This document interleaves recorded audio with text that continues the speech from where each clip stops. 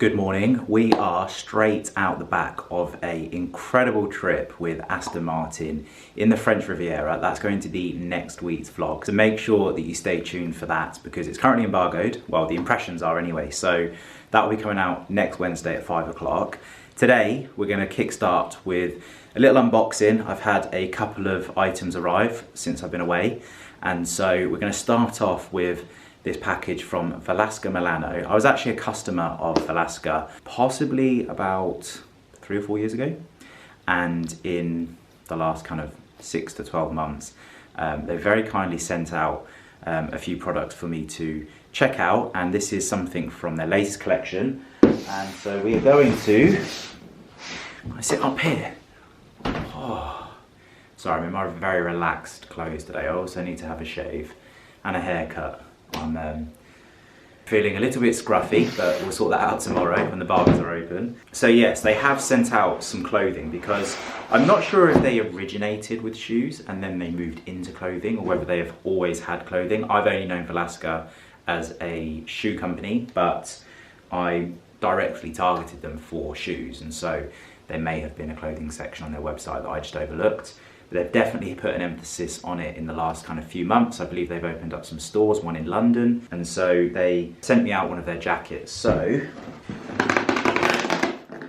and inside you'll see, this is going to carry me really nicely as well into autumn. I'm sorry for saying that. I know we're just starting to enjoy summer, but this will be fine for summer as well. In those evenings when it chills out, this is perfect. But this is like a field jacket. So you'll see that we've got the 4 pockets. We have the horn buttons, a nice sized collar there. It's obviously a very relaxed fitting jacket, and it's actually called the Topo. I believe there's some reference to the top of a tree. There's a story behind this, it's on their website. And it is manufactured in Italy. So I'm looking forward to styling this up. Naturally, it's in one of my favourite neutral tones, and so I'm sure I'm going to get lots of use out of it. And then the next items that have arrived are from Beluti Paris, and I recently worked with Beluti on some loafers over on Instagram, some of you may have seen, and I'm really looking forward to our next partnership together. So we're going to open up and take a look at the footwear that we're going to be working on in the coming weeks. Probably shouldn't be showing you, but I'm going to show you anyway. Well, right here we have a brand new jacket in by Beluti Paris, and it feels so lovely and soft. You just have to take my word for it. So this is a jacket that would be really great just to style up when you're dressing in a casual sense, but you still want to look nice and smart. And of course, would it be a Beluti garment if it didn't have some scripture on it? And so it's the first thing I looked for, and you'll be pleased to know, under the collar in this beautiful suede finish, you'll see that we do have that signature iconic script just underneath, a lovely little touch. And then also embroidered on the chest pocket, you'll also see this threaded detail, which is also a running theme through some of the later collections by Beluti. A really nice jacket that's going to carry me through summer all the way into autumn. It's a little bit more vibrant than my normal style, but for the main event, the trainers inside this box. You may have remembered that I visited the Beluti store in London probably about a month ago on the channel, and there were some incredible new collections that they'd launched, and in particular I made a bit of a fuss over the Shadow sneaker, and they are still to this day the comfiest trainer that I have ever worn. They're literally like socks, they're super light, but I also really like the aesthetic of them as well. And so I'm very excited to be working with them on the Shadow sneaker. And when I was in there, I picked up a pair of brown trainers. However, I had my eyes, and I think I even covered this in the video, on the navy pair, the blue pair of shoes, because I feel like these you would be able to style up with suits a lot easier. Like a navy suit, you could definitely pull this off if you wanted a more relaxed, kind of informal but smart look. And of course, as well as if you were to wear a relaxed outfit. And so in here, we have the new style of Shadow sneaker in the navy, and again they've got a beautiful leather detail on the tongue as well as on the heel of the shoe, which adds some nice structure but also a nod to what they're so well known for and what they do so well, which is leather shoes and also leather accessories. I would go as far as saying that they are my favourite leather accessory brand. I will one day have a Beluti bag and I look forward to sharing that with you. I just think that they're so sophisticated, but they're also so well done. The way in which they paint on the patina and they finish their products is just absolutely spectacular. So this is the trainer that you'll hopefully be seeing on my Instagram very soon. This video is not a partnership, but I will be partnering with them over on there. So if you do want to check out the collection of their shadow sneakers, because they do have a variety of colours as well as fabrics. They've also got a full cashmere pair of these, which are just unreal. And so I'll leave a link in the description box, both for Velasca Milano and for Beluti, so you can check these two brands out. But I'm a big fan of both the brands, and that comprises of our mini unboxing to kickstart today's video. I think today I'm going to focus on getting my Aston Martin edits done and get that sort of out on my channel. But if I do manage to plow through enough, then there are lots of things that I want to kind of get on top of at the house, and so I may be picking up the camera later on today. I was hoping to come on and say it's been a very productive day in the office, but I think I've spent the majority of my time talking to tradesmen and just sort of getting the ball rolling with a few other projects, but also just to tie up a few existing projects. And it's been very consuming. And I thought to myself, do you know what? I need to stagger some of my... The wife's coming through. There's a shadow coming across my face. And so I thought to myself, do you know what? I need to stagger decorating this because I do not want to be... Wow, is that an asparagus? Yeah. That's ginormous. Yeah. What are you going to do with it? Put it in a vase? No, it fell over. Oh. It's pretty... I need the wheelbarrow, please. That's about 20 mil. Jesus. I mean, I could put it in a vase, but I don't have any big vases. It broke. Yeah, we need to get one, don't we? Thank you. That's okay. As I was saying, something about basically I wasn't productive today, and so I realised that I may as well do something that is a bit more productive. Get started on what's going to be tomorrow's task, which is installing the beehive stand in the woodland, because I need to build a second stand, because as you may see in the background right there, we've built and painted, I might even covered it in a video, I'm not sure. If I haven't, we've built and painted a third hive. So we're going to have 3 beehives, 2 in operation. This is a spare, ready for action if anything happens or we need to do anything. And so I need a new stand because my stand isn't big enough to take 3. I don't want to be over by the existing bees painting and working around the vicinity of them. And so as much work as possible will be done away from the hive, and then when I go over there, which I will be spending quite some time over there, it will be a case of just sort of like setting it in place and finishing off the build of the structure. Rather than risk waiting around for paint to dry, I thought I'll come out this evening and start putting some coats on the timber that you may be able to see just the end of the actual stand itself. So I went to the garden centre a second ago, which I think is what I was just about to try and tell you, that I realised that I didn't have any paint, so I just thought, you know, I'm going to get it done today, so I'm not going out tomorrow doing it. And I just picked up some black ash paint, just so it matches really with the existing stand that's out there, because they will be situated next to each other. So I'm going to quickly roller on some coats and just keep on doing that this evening until this is painted, and hopefully tomorrow when we start cracking on with this job, it'll just be a case of just painting in the cuts that I make when I actually build the structure. It doesn't look like I've got a huge amount of wood. I've been quite to the mark on the measurements for this, so it'll be interesting to see how this works out. I feel like I might have overlooked the feet, but we'll see.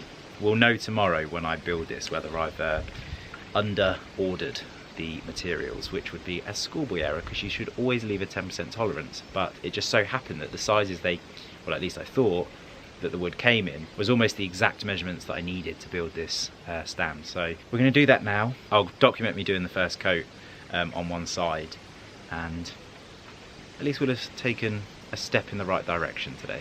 Tell you what, this is doing quite well over here. It's absolutely spilling over. It's obviously leaning forward a lot because of the sun, but it's looking great. Anything that's not looking great is the clematis. That is as high as it's got, which is quite pathetic considering the last one we had absolutely coated this wall here. We just lost it in the frost, so this is obviously not the right kind of clematis for this area. So you live and you learn. It's all about trial and error gardening.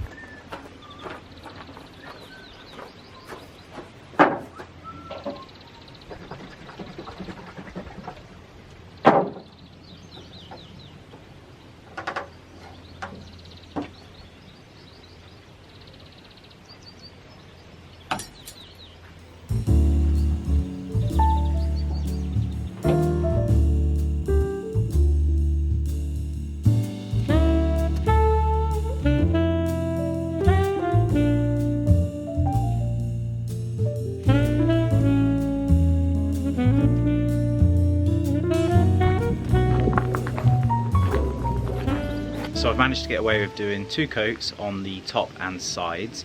I then need to just wait for them to dry, flip them over and put 2 coats on the underside. Have to say it's drying really quickly, the wood's just soaking it up. So I'll probably end up doing about 3 coats on this in total, and then once it's in place I'll do 1 final coat on the whole thing as well. So it'll be protected pretty well, so it should last a relatively long time out in the elements. But I'm going to get myself inside and start getting dinner prepped, and so I'll see you tomorrow. Good morning, good morning. We are back on the grind. I think Porter's just heard me. He's going to do a security check. It's just me.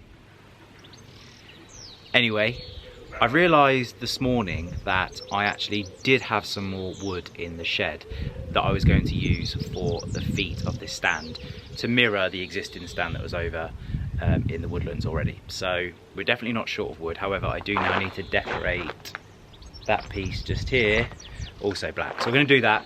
I'm also going to start cutting and making the frame, and then we need to go over to the woodland, actually take out the holes in the ground for the post mix and the posts to be set in. We'll then obviously wait for that to dry. In the meantime, we have some other cool stuff that we're going to do. I'm actually going to put some solitary bee homes in the wildflower, and so I brought some stakes, I've got the hives, and we're going to work out a way of fixing those together and then somewhere sticking them in the ground. So hello my darling. Yes, you're the bestest of cats. You okay? Come and you little boy. Oh goodness me. Goodness me, lovely. Lummy's got a poorly foot, haven't you, darling? You're not sure? Yeah. Can put you down. She's walking on it a little bit better today. Anyway, covered in cat hair, let's get cracking with the day.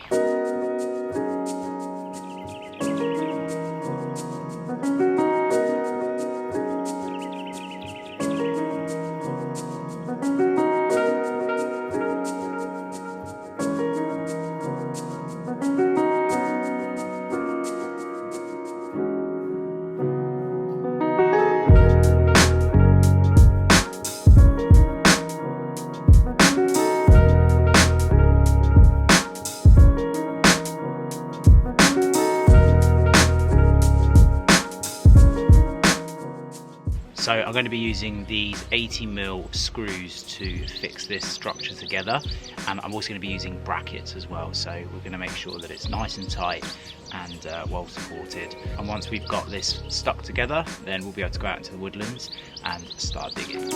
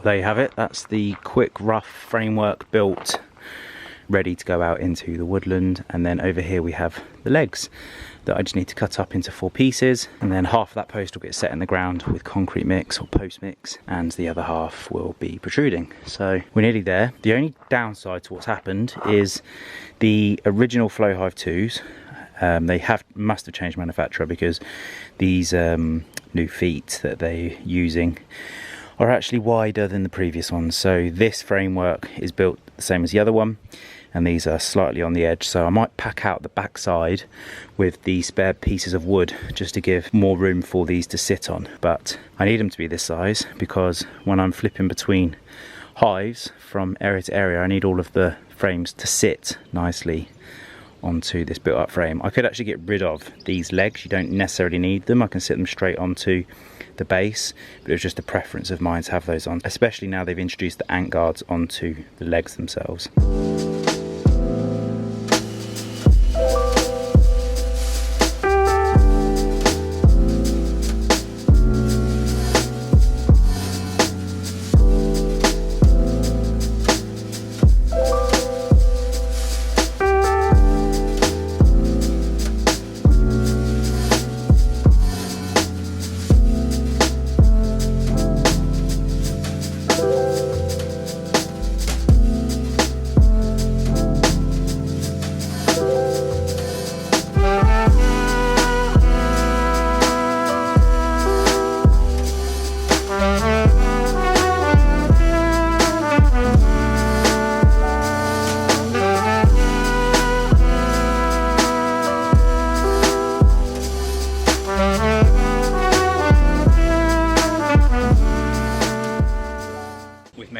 Into the woodland, and as you can see to the side of me, I've just, a little bit out of breath, lugged over the posts, the concrete mix, some tools to use to basically dig out the holes and rake the soil afterwards. I'm obviously going to need to go and get some water once the post holes are dug and they're ready to be set. You can't see, but just to the side of me I've also brought the framework over, and of course the brackets. So we're basically set up, ready to go. I'm going to dig these holes. It's quite hot, I don't fancy doing it in a bee suit, so fingers crossed the ladies don't come and check me out, because if they do you might see me dancing around and you'll know exactly why. But we're going to get cracking with this because it does feel like it's going to rain, and I would really like to not do this in the wet.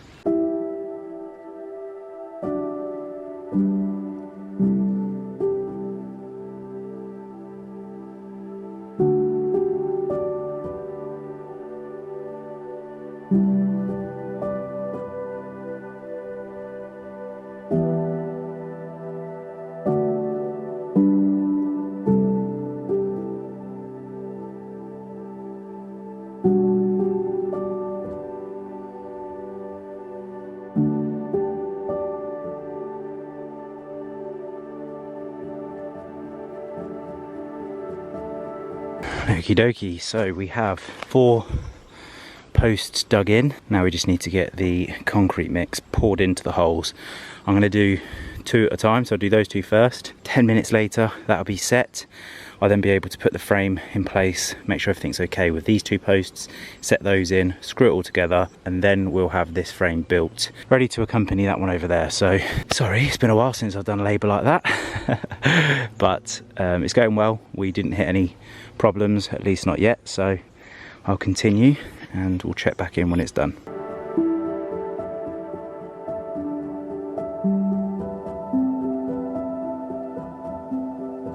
This is probably the most challenging part, getting the post level horizontally, vertically and setting them in at the same time. But I think we're here with these 2, and so 2 down, 2 to go.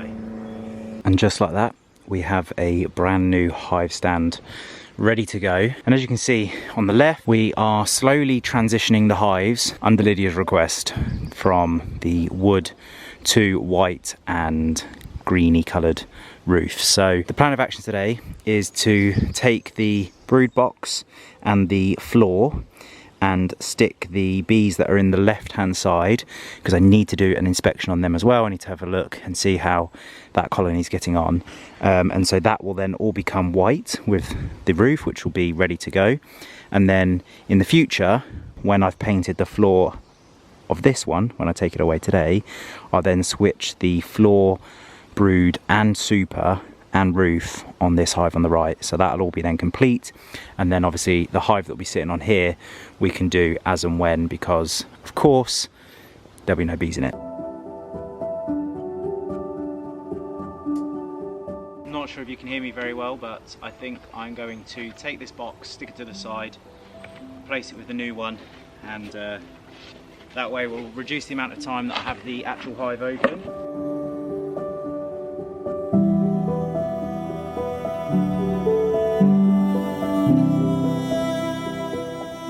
So this is really interesting. If there were ever any doubts that bees orientate themselves to an exact location, you can see right here the bees that have been out foraging have come back and they've come straight to this destination. They're obviously very confused. Where's my home? Where's it gone? They haven't realized that it's just here. So I'm going to do this really quickly because these guys need to get working, and before they get too confused and more come back. But this right here is proof that bees really are very well aligned and in tune with the exact coordinates of where their homes are.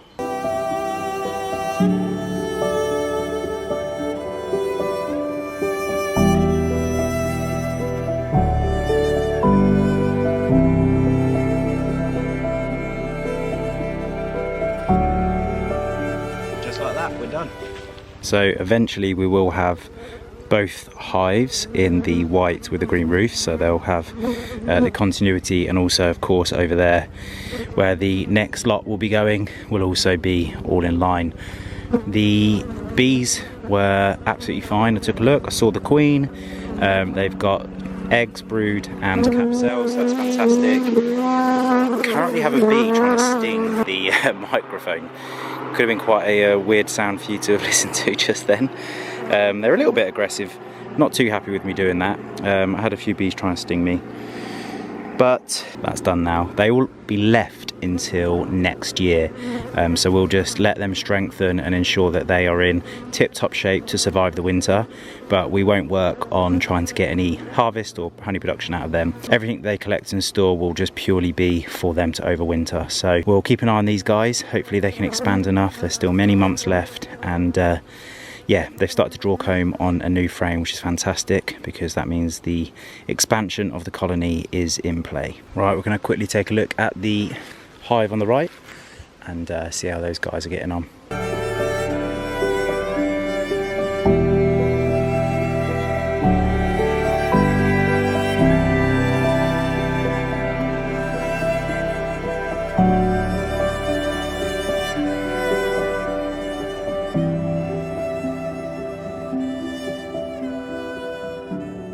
Okay, so we finished off out in the woodland today. We have the new hive stand, which has been built out of 6x2 with a weatherproof exterior stain, just to try to preserve it a little bit. And I essentially just cut it up, screwed it together, and then concrete post mixed 4 posts down into the ground, which are 100 by 100, and I've just raised it off the ground by 30 centimeters. So that's how I completed that job. And then I, as you saw, began the process of switching over the existing hives to white hives, which is something we're going to do right now. We're going to start decorating those bits of equipment that I've just taken away from the hive itself. We'll give them a quick blowtorch inside, completely sterilise them, and then give them a lick of paint, and then they'll be ready to go out essentially to home if there's any late swarms, or next season if we have to do another artificial swarm, because my bees are so prolific, we can house those. And then I think the solution to the continuous reproduction of my bees will simply be to have a nuke or a temporary box that will sit in the 4th location, and I'll be able to take those bees, house them, and then contact the local association for somebody to come and take them away and use those in their apiary. So we're making good progress, and I'm feeling a lot more in control on the whole bee situation and system, because having one colony was pretty straightforward, but now I'm expanding to 2, 3, potentially even having a 4th nuke, then it then becomes a little bit more of a juggling act. So we're going to get busy decorating this now, and I think the solitary bee homes may get pushed to another video because we're running out of time. It's currently 6 PM, 6:15. So, but they are really cool, aren't they? I think I showed you them already. They're amazing. So these are the little bee homes. They've got slate roofs, which is aligned with the house, little wooden boxes, a load of different sizes, and we've got some stakes that will sit underneath, and then they'll just sit freestanding in the wildflower. It'd be amazing. Also, the units and shelves and everything else that are going to be going into this shed, I spoke to somebody yesterday, funnily enough, and I'm going to go online shopping and see if I can stencil up a sort of set of carcasses and drawers and cupboards that we can use, and then the worktop I'll address a bit later on as to what we do with that. But hopefully I'll get around to getting that sort of like ordered and going. I'll try and do it myself, so I'll have a go at fitting that myself. I just need to work out where I'm going to buy it, and I've been pointed in the direction of a online outlet, so I'm going to try that first. If not, we might try some local trade centres. Well, whilst the paint dries, I think I will have a go at doing these solitary bee homes. And here is a post, got 2 of them. So all I need to do is work out how I'm going to get those onto that, and then we're good to go. Okay, we're going to use these brackets. So the plan of action is, because I want the houses to actually sit centrally to the post, I'm going to fix the bracket onto the post like this, and then the back of the house like that. It also means that should we need to remove the house or replace it, for example, we would be able to just unscrew it. So I don't want to nail it or glue it. This feels like a nice option. So I'm going to screw this in now, and then we need to go and chat to Lydia and see whereabouts in the garden I'm going to stick them. Well, here's the solitary bee home. They were the thinnest posts that were available, maybe a little bit too thick. At least the home is actually bigger than the post. But anyway, the idea is to have these at least 1 metre from the ground, facing south ideally, sunshine's ideal, and to not have too much forage overlapping the actual front of the entrance holes. I did just read that ideally to have a 15 centimetre depth on the tubes is what we're looking for. I don't know if that's quite enough. I think that they're a little bit shorter, probably more about 12 centimetres what we're looking at there. Could be wrong, could be 15, but in the future that'll be what I'll be looking for if that's the case. And also the size of the tubes, to make sure that they're under 10 centimetres in diameter, because that will attract the UK bees, and if these are made abroad, then sometimes they have bigger species that require slightly bigger holes. So those are a few things to look out for. I'm learning, and yeah, we'll get these staked somewhere in the wildflower area.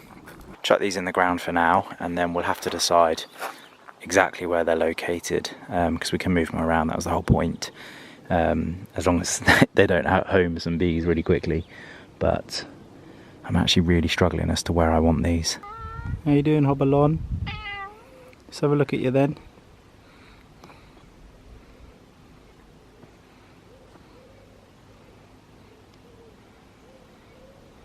Happy cat.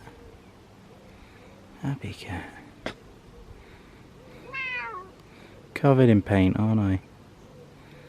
Yeah. Well, for now, this is the location for the solitary beehives. So I've sat them next to trees, a little bit of shelter, front facing sun, and I'm going to stay on top of the foliage. So if there is any leaves, branches that grow in front of it, we can give those a little snip. I had to put this one a little bit closer to the hedge than I would have liked, but there is irrigation in the exact spots that I want to dig a hole out of the ground, so I had to either come too far out and it just would have looked a little bit like it was standing in the middle of nowhere, or, as I've done, recess it a little bit into the tree. So we'll see how this one goes, but I think they look quite nice. Obviously they will silver up like the posts, so they won't look so orangey and warm.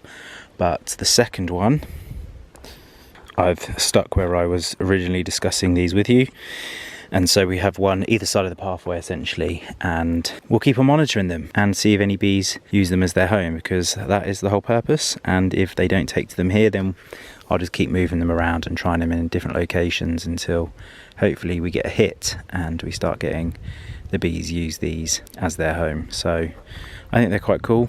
I think they're weathering really nicely, and being by the tree means that we could leave them for over winter if solitary bees would actually use these as an overwintering home. Anyway, a good day done. I'm just finishing off painting the beehives. So we've got one more coat to go on the base, the crown board, the vent, and I need to actually do a little bit more work on this because I forgot to put Zinder on it and it already had a varnish on it, so this needs to be sanded back a little bit, and I need to stick a Zinder on it I think before giving it another coat, because otherwise it will just flake. Or I might be lazy and I might just paint it again and just see what happens. But that is a wrap for this week's video. I know it's been quite heavy in the gardens, quite heavy on the bees. I know it's not everybody's cup of tea, but next week we have a very exciting vlog as we go over to the French Riviera, and there are lots of things in store, so stay tuned every Wednesday at 5 PM. I hope you do have a great rest of the week and I look forward to seeing you then. Take care.